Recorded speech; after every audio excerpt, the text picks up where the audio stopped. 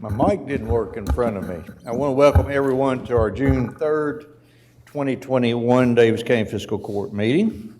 And I want to welcome our special guest this evening. We'll get to that in a moment. If you would, bow your head and pray with me. Our Heavenly Father, we thank you for all the gifts we receive from you. We ask that you watch over the men and women who serve in our armed forces, as well as all of our emergency responders. And I ask for wisdom and understanding for this court. Grant us humility in our everyday life and give us the courage to make right decisions for our Daviess County community.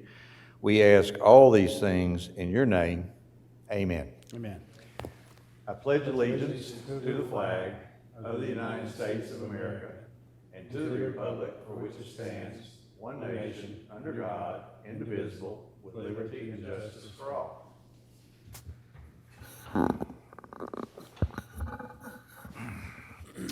Thank you, and once again I want to welcome everyone to our Daviess County Fiscal Court meeting, the June 3rd, 2021 meeting. Claude, welcome to the meeting. I understand. I just appreciate you being here. All right. Are you ready, Jenny? Yes, sir. Item 1, consideration for presentation. A, recognizing OHS 2021 graduate and fall Harvard freshman Kaysia Harrington. All right. The court has been inviting young folks from our community over the last month or so, and I actually met Kaysia at the closing of Black History Month, if I'm not mistaken. And this young lady is doing something. I told her she's the first person I've ever known that's going to Harvard. So I wanted her to come in and just talk to us a little bit about her experience. She's a graduate from Owensboro High School. And Kaysia, if you would, come up, introduce yourself, and then please introduce the guests that you brought with you. And tell us a little bit about the Harvard experience, the OHS to Harvard experience. Oops. Yep. Bottom, push it in. Can you hear me? Okay. Yep, that's better. Thank you guys for having me. I'm Kaysia Harrington, as you all know. This is my mother, Rebel Harrington, my sister, Brooklyn Harrington, and my brother, Trayvon Green. You still can't hear me? I'm sorry. A little loud. Little louder. Did you guys hear my family introduction? That's better. Okay. Okay. Well, yeah, that's my mom, Rebel Harrington, my sister, Brooklyn, and my brother, Trayvon Green. To speak a little bit about my experience and the transition that I'll be taking from Owensboro to Harvard, believe it or not, it will probably be the exact same type of environment as many of you all, well, you may know if you read any of the things that I talk about whenever I've been in the news. Owensboro, their AP track is very elite, it's very exclusive, it's very conservative, but not in the right way. And I think that that's going to be following me to Harvard. But similarly to how I got to Harvard, I don't think that I'll ever succumb to that or accept that for injustice for just is, as Amanda Gordon says, and that I'll consistently fight to not necessarily compromise with buyout deals, but try to teach people where my values come from and why I so strongly believe in empathy and helping other people, and just being very aware of the privilege that we have and how we can utilize it to better humanity. And I hope to do that at Harvard as well. Are you done? It looks like you're done. Well, you know, Kaysia, we need lots of young people like you to set the example for the other young people in this community. It just thrills me that we're going to have the opportunity to send someone to a school as renowned as Harvard, and then have you come back and hopefully use what you learned, the experiences outside of this community. I'm an old biologist, and in genetics, we know that when you bring new genes into the gene pool, you make a stronger gene pool. Mm-hmm. And when we send young people out of our community and then they come back, they make our community a lot stronger. Mm-hmm. So we're so proud of you. We are extremely proud of you and wish you all the success in the world. Commissioners, anything that you would like to say? Just do just an outstanding job, and we are proud of you, and don't forget where we live. I just want to say congratulations to you and wish you well. And I know that Mom and brother and sister over there are very proud of you as well. Thank you. And for the commissioners, I hope you guys use me as an example of what happens when you invest in communities that typically are not invested in, like Babtown and Mechanicsville.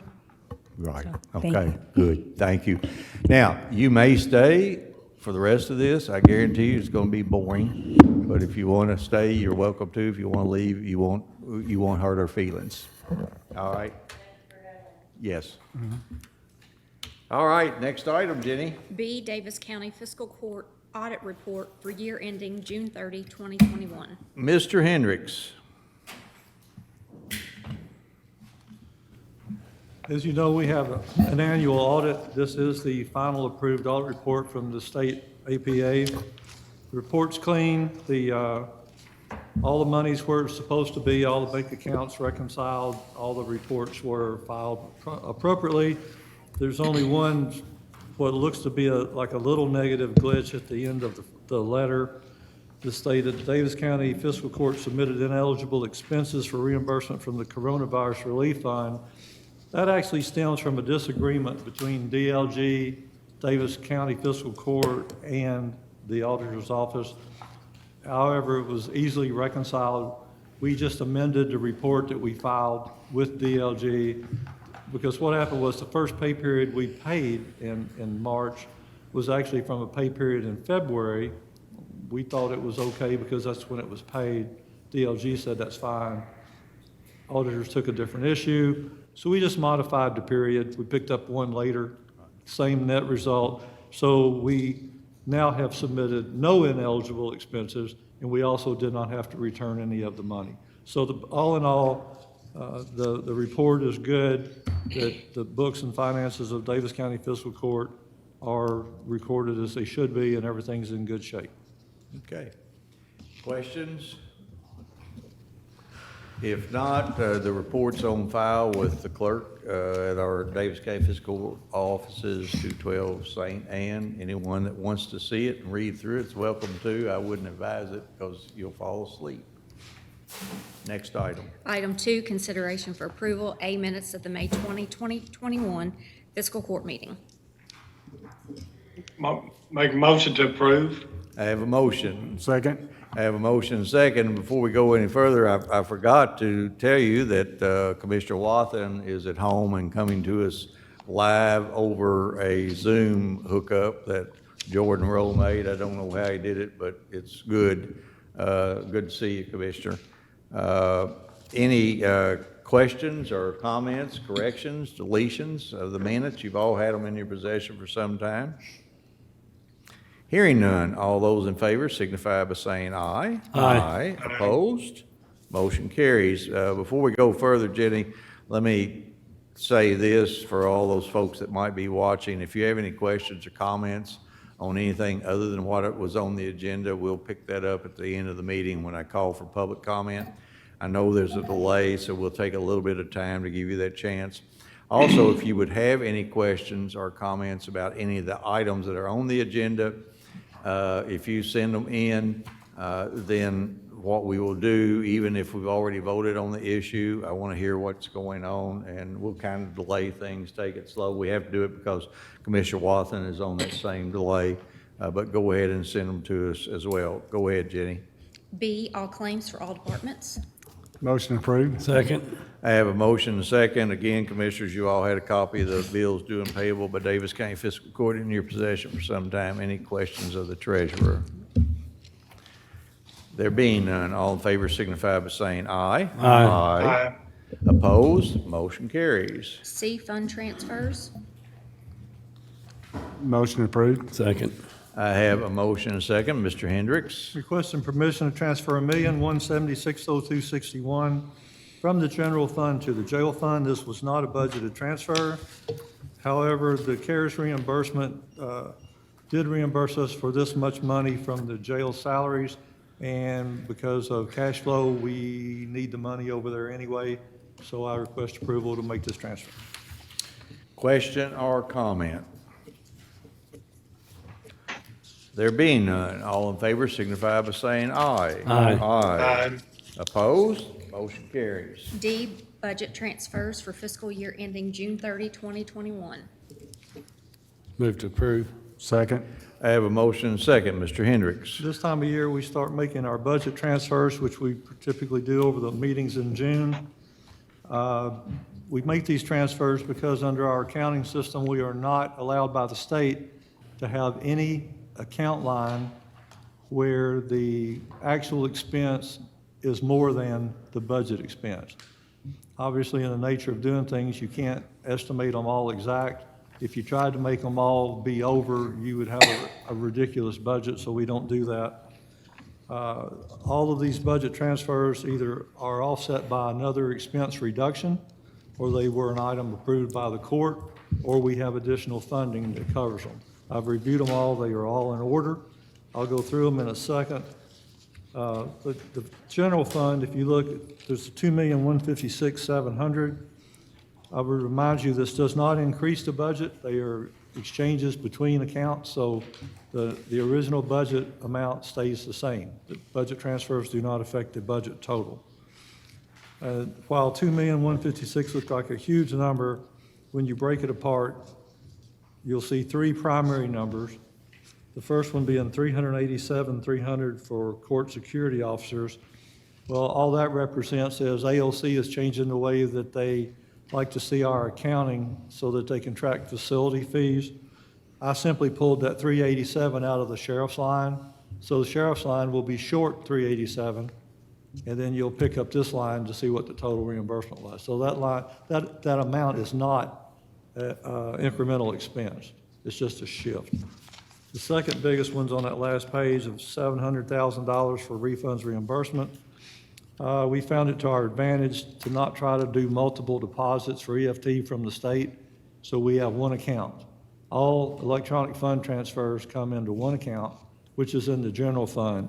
$651,000 of that $700 was actually an EFT for road fund for state reimbursables.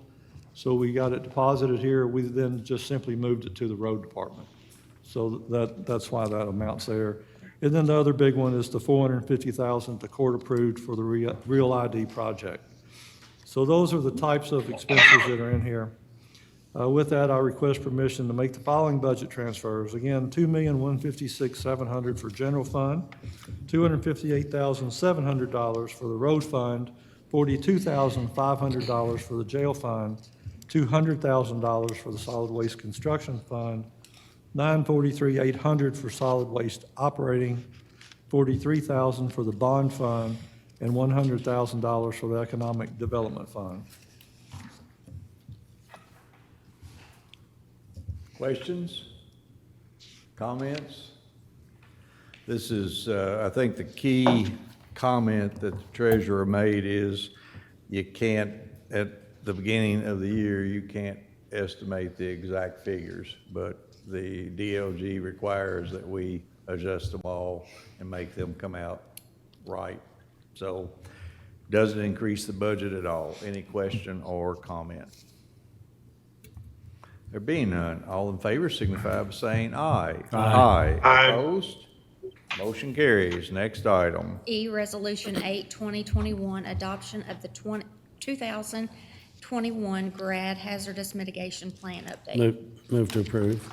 Second. I have a motion and a second. This is the Green River Area Development Hazard Mitigation Plan is prepared for Daviess County. It's just an update of that plan. We pretty much do this every year. I think, Jim, this is so that we are the grant recipient for some monies and we pay GRAD for it, and then we are reimbursed by FEMA to do this. And in effect, what we're trying to do is take a look at things that we can do, particularly things that don't cost us a lot of money, to offset or mitigate the effects of natural disasters. And a natural disaster may be a fire, it may be a flood, it could be a chemical explosion at a plant, it could be any number of things. We try to anticipate those kinds of things and do some planning up front to mitigate the end result. I happen to serve on the national, and I'll say MITFLIG, which is the Mitigation Hazard Planning Group, and we meet quite often by Zoom, thank goodness. Anyway, it's something that we do every year for the county. Any question or comment? There being none, all in favor signify by saying aye. Aye. Aye. Opposed? Motion carries. Next item. F, contract with Daviess County Board of Education for the 2021-2022 transportation of non-public school students. Motion approved. Second. I have a motion and second. Mr. Hendricks? As you recall, a week or so, or meeting or so ago, the court approved me to file the documents to be reimbursed for, we provide transportation for non-public students through Daviess County Public Schools. We did the paperwork to submit that reimbursement. We also referred to this contract at that meeting, and then each year about this time, you get the contract for the new year, which is what this is. I've reviewed it. It's in line with prior contracts with the same amount. We pay $75,000 a quarter, and then when the expense is not that much, we true it up in the payments for the following year, which is what we do. The typical actual has been closer to 230, 240 lately, rather than the 300. But I've reviewed it. It is an order. I recommend approval. Question or comment, commissioners? I think what we've seen over the 10 years that we've been here, 11 years that we've been here, fewer and fewer students are riding the bus. And that's what's happened, is we've seen the cost of the transportation for non-public school students starting to go down. There are no other questions or comments. All those in favor signify by saying aye. Aye. Aye. Opposed?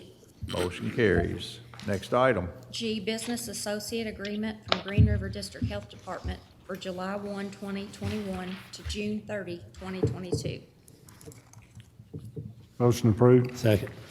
I have a motion second. Commissioners, this is an agreement we enter into with Green River Health Department every year. Just to sum it up quickly, we agree to pay them $85 per shot for hepatitis B series. I think there are 3 shots in that series. We also agree to pay them $311 per shot for rabies pre-exposure vaccine for employees that need it, for a total of $933 on that series. And then we agree to pay them $5 for each TB risk assessment. It's the same contract that we have entered into with them for as long as I've been here. Any question or comment? Yeah, I was just curious what departments are, I mean, would this be like the jail and animal control? Animal control would be one. I would suspect that most all of our employees, as part of the pre-employment screening, would end up with a TB skin test, I would guess, if they don't have one. I would think Solid waste. solid waste with particularly. hepatitis B in particular for solid waste. So, and we don't do it for all employees, only those that are risk assessed. Right. Any other questions? Hearing none, all in favor signify by saying aye. Aye. Opposed? Motion carries. H, administrative code amendments regarding comp time and paramedic training for fire department employees. Move to approve. Second. I have a motion second. Jim, are you going to do it? Jordan, you going to do it? Jim, okay. As you know, each year about this time, we modify the administrative code for any known changes or differences that need to be made. Tonight, we only have a couple. First one is section 18.1 of chapter 11, comp time for fire department employees. As you know, fiscal court actually does not have a comp time policy, but because of the unique nature of the fire department's schedule, they've asked about this for a while. So this year during the budget session, the judge and I talked about this in detail, and we talked to the commissioners about it. It was suggested that we offer this change in order to incent the firemen to do training. There's a lot of training that they have. They may have done their normal shift, and then there's going to be training. Well, again, because of the unique nature of their schedule, a lot of them have things that they have scheduled for their off day or days. And they're not as interested in overtime pay as they are can I get that time back to do what I had planned on doing? And so it made sense, it's limited, and so we thought we would give it a try. So the administrative code is modified to allow them to earn comp time, but we still have, by federal law, we still have to offer them overtime. But if they so choose, they will be allowed for these training sessions to pick comp time instead of the overtime. And again, it is on a limited basis, so it should be fine. I think they'll be happy with it. It should solve an issue that we have to incent them to do these extra trainings. You know, Jim, and out in the real world, business world, I'm finding more and more employees would rather have the time off as opposed to the pay, because they just, I mean, the pay is the pay, but they would rather have the time off to spend with their family or do other things. Correct. The next page of it. And the second page is paramedic training is very expensive. And you've become aware through the ambulance service that it's just getting tough to find paramedics that are trained. We've had a program for quite a while where we give additional salary to people who are trained paramedics. Our fire department has, I think it's 9. Which is 9 or 8, I think we lost understand one. Okay, Yeah. which is pretty rare, and we're trying to incent others to do that. So in addition to the incentive pay, we're going to start reimbursing up to 80% of the costs necessary for them to earn this certification. Again, it's been very expensive in the past, but I think they're working with something with a local college that will reduce the expense anyway. But we will have this policy where we will reimburse.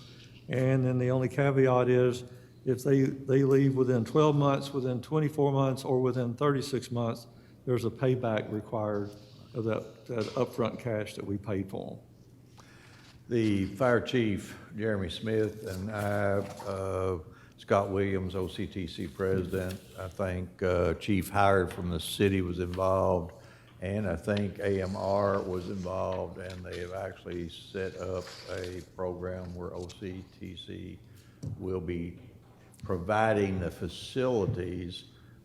The AMR, Daviess County our fire department, and the Owensboro Fire Department will be providing instructors, and we're hoping that this will alleviate some of the issues that we've been having with paramedics.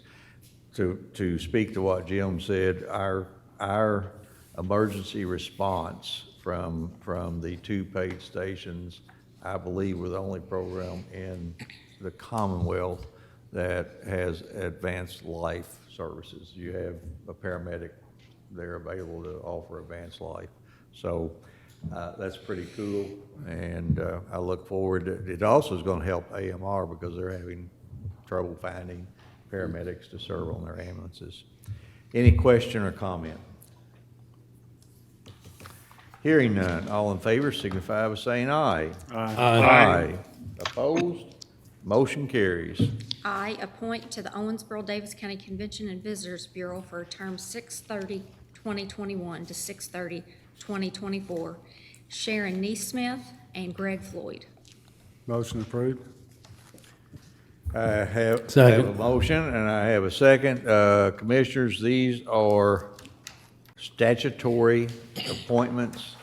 Sharon Nesmith represents the hospitality and Greg Floyd, the restaurants. Sharon Nesmith is replacing Brian Smith. As you know, Brian was with Diamond Lakes and his business is sold, so he's no longer eligible to serve on the board. Greg Floyd is the restaurant representative replacing Brooklyn Maples. Brooklyn did a really good job, and so did Brian. Greg Floyd happens to come from Old South Restaurants, of fame that all of the people here at Fiscal Court know because we eat lunch out there every now and then. Commissioner Wathen, since you are liaison to the CVB board and were involved in this, do you have anything to say about either? Well, I'll just mention Brian Smith. He was a chairman the last year of that board, and he worked real hard and did a nice job. And Brooklyn did a nice job too. She worked hard, and just want to thank them both for serving on that board. Okay. And we're looking forward to having 2 new members. Right. bring some new enthusiasm, and I'm sure they'll be good board members. Well, and they're going to be busy as dickens because we're coming out of this pandemic, and hopefully we're going to see people coming into the community again and enjoying all the amenities that we have to offer. So any other question or comment? Hearing none, all those in favor signify by saying aye. Aye. Aye. Opposed? Motion carries. Welcome aboard, Sharon and Greg. Next item. J, appoint to the Davis County Economic Development Advisory Board for a term of 6/19/2021 to 6/19/2025. Phil Riney and Christina O'Brien. Move to approve. Second. I have a motion second. Commissioners, you know Phil and Christina both have served on the board in the past. They've done a good job and agreed to be reappointed. A little disappointed in the projects that could have been brought to the Economic Development Advisory Board, but I suppose that the reason things have been so slow is the pandemic has just prevented anything from occurring. So I hope, as I said before, as we're coming out of the pandemic, perhaps we'll start getting some interest in coming to Davis County and asking for some support. So anyway, any question or comment? There being none, all in favor signify by saying aye. Aye. Aye. Opposed?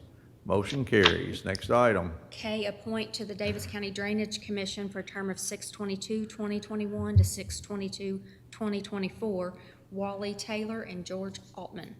Motion approved. Second. I have a motion and a second. Once again, Commissioners, both Woly and George have served a term on the Drainage Commission.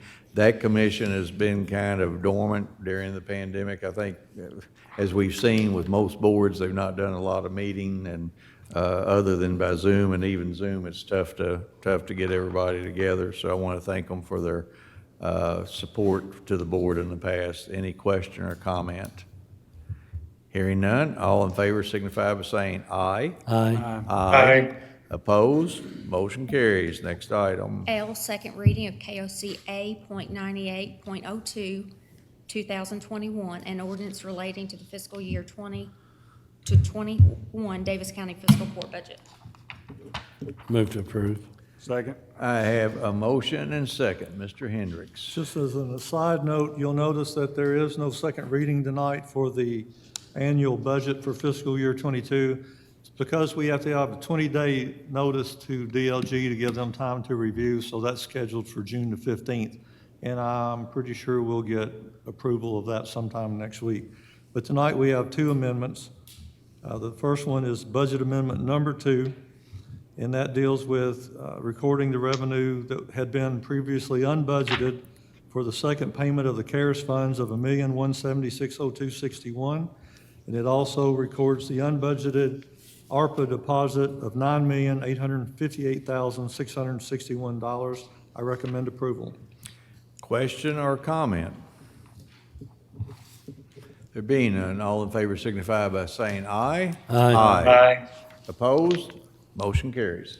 M, second reading of KOC A.98.03, 2021, an ordinance relating to the fiscal year 2020-2021 Davis County budget. Move to approve. Second. I have a motion and second. Mr. Hendricks. This is labeled budget amendment number 3, and this record the unbudgeted revenue from the Community Development Block Grant, which ended up being the COVID money allocated to Owensboro Regional Recovery of $200,000. I recommend approval.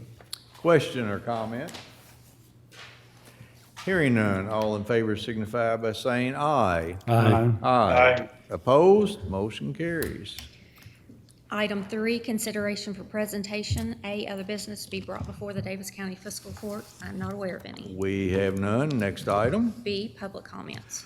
This is a time during the meeting in which, if we had anyone out here in the public, we'd invite them to the podium to identify themselves, and they would be welcome to speak on any item other than what was on the agenda. David, have we had any public comment? Jordan, nothing back there? Okay. Next item. C, comments by Davis Fiscal Court. Commissioner Wathen, do you want to comment on anything? No, I pass. Thank you. Okay. Commissioner Colger? Just one of the spray parks really looking good out there on Fairview Drive. Can't wait till we do our ribbon cutting, and it's a lot of kids out there right now enjoying it. Thank you. Commissioner Caslen. Pass. Okay, just a couple of things. The next court meeting has been rescheduled from June 17th to June 15th at 10 a.m.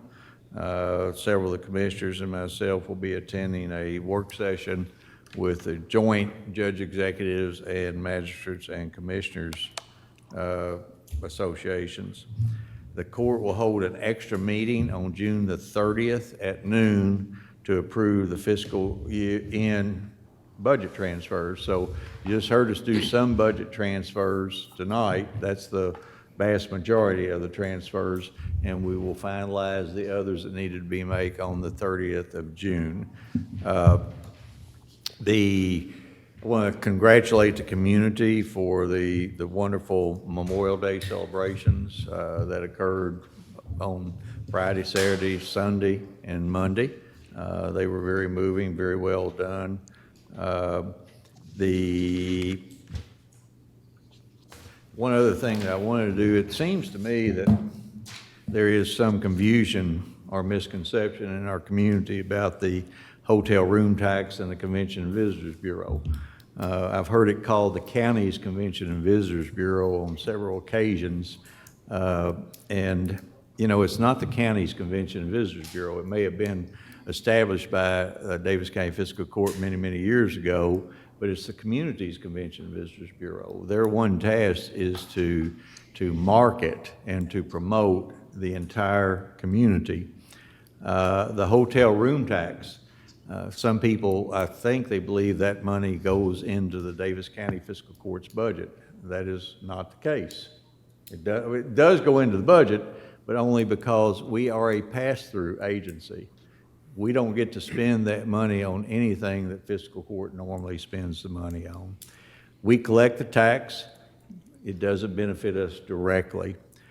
It does benefit the Owensboro community, and therefore it benefits the Daviess County Fiscal Court because those citizens in the city of Owensboro are also citizens of Daviess County. But I just wanted to give you a few items here. Since the county raised the room tax, and Commissioner Wathen, you were here, Commissioner Caslen was here, I was here, Commissioner Colbert, I don't believe you were here. We were asked by the city to increase the room tax by 1%. We could put a 1% addition on to help offset the operating costs of the convention center. And we agreed to do it because it helped offset that deficit spending by the city on the convention center. And they were using general fund dollars, and that was coming out of the pockets of the citizens of Owensboro, therefore out of the pockets of Daviess County citizens. So we put that tax on, and since we placed the tax on, we've transferred around $1.8 million to the city to help offset the operating costs. That's pretty good. Last year and a half, it probably hasn't been so good, Mr. Hendricks, because we've seen a reduction. But hopefully, we're going to see that take off again. We have transferred nearly $5.5 million to operate the Convention and Visitors Bureau. In other words, they get 3% of the 6%. The Convention Center gets 1%. The Convention and Visitors Bureau gets 3% for their operations and the promotion of the community. So we've transferred nearly $5.5 million to them to operate the Convention and Visitors Bureau. We paid over $1.1 million in debt service on projects for the River Park Center and the Art Museum. And that's part of the 2% that we also accumulate money from, and we have provided grants to downtown arts organizations in the following manner. Bluegrass Museum, we've given them nearly $600,000. River Park Center, nearly $250,000. And that doesn't include the $1 million, if you recall, in hotel motel tax that we provided the River Park Center if they would raise $1 million. The city would then pay off a $4 million bond. It would only cost the city $2 million. Pretty good deal. The theater workshop, over $175,000. The Science Museum, over $175,000. The Symphony, over $100,000. And then we have given out what we call silo busting grants of over $150,000 to multi-group agencies, all of them within the downtown core. So when I hear someone say that this is the county's Convention and Visitors Bureau, it's the community's Convention and Visitors Bureau. And one last thing, if you recall, I talked about those statutory appointments that we make from the hotel industry and from the restaurant industry. There are 2 appointments which are at large. And if you recall, the commission decided by resolution back probably in 2012, 2013, to grant one of those discretionary appointments to the city, and one is done by the county. So the city of Owensboro has as big a stake in the Convention and Visitors Bureau as we do. I just wanted to try to give you that little bit of history on what goes on, because I continually hear that we've got all this money that we get to do whatever we want with, and statutorily, Claude, what does it say? It says shall. We shall fund the Convention and Visitors Bureau. We shall transfer it for the offset the operation of Convention Center. We shall use it and grant it to arts organizations in the downtown core. So with that, if you guys don't have any comment or question, and Commissioner Wathen, thank you very much for serving as liaison to the Convention and Visitors Bureau. I think that they do an excellent job. Glad to do it. If there's no other business, oh, one other thing, Claude, we're in the yellow, okay? On the 11th of June, the governor is removing mask mandates and those other restrictions. We have not opened the courtroom to visitors from the general public unless they were invited.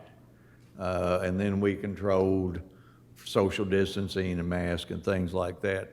What I am going to suggest to the commission, and I've talked to a couple of commissioners already, is that at the end of June, we would open the courtroom back up, but to limited visitors where we can social distance them. And I think if we can get 11 or 12 people, we probably will have to have them make an appointment so they don't show up, we've got to turn them away. And then when we get into the green, meaning that we have no community spread at all, we'll open it back 100%. Can we do that? Is We reduce the mask mandate. Right. Then just becomes local government's option about how to permit and allow. I just think that it would be wise now, not giving any HIPAA stuff away. I think a lot of us have already been vaccinated. I'm not so much worried about us as I am people who are coming in that we don't know the status and all that. This way it would give an opportunity, if a group had an issue, they could send a representative. And I'm speaking for 50 people or whatever. But I think we ease our way back into it, and that way, and we protect everybody as well. So commissioners, Commissioner Wathen, were you able to hear what I said? Yes, I agree. And you're okay with that? So Agreed. Yes. Okay. Okay. So with that being said, if there's no other business to be brought before Daviess County Fiscal Court without exception, we're adjourned.